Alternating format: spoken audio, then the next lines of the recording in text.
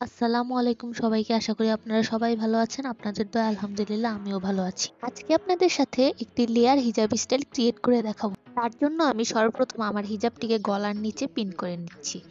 এরপর আমি আমার মাথার উপর কয়েকটি ফোল্ড করে নেব।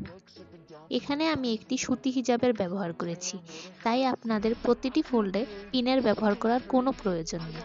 সবগুলো ফোল্ড হয়ে গেলে আমি এগুলোকে একসাথে করে ঠিক এইভাবে একপাশে পিন করে নিচ্ছি।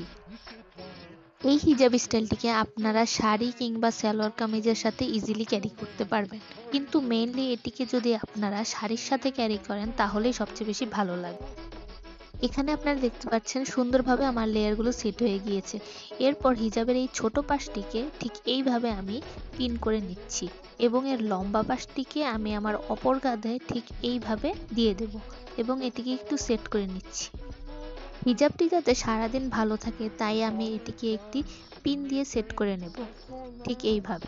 এখানে আমার হিজাবের লুকটি যাতে ভালো আসে তাই আমি একটি ব্রোচ দিয়ে আমার হিজাবটিকে সেট করে নিচ্ছি। এখানে আমার হিজাব স্টাইলটি শেষ। আশা করি আপনাদের আমার ভিডিওটি ভালো লেগেছে। ভিডিওটিকে ভালো লাগলে চ্যানেলটিকে সাবস্ক্রাইব করতে ভুলবেন না। ধন্যবাদ সবাই।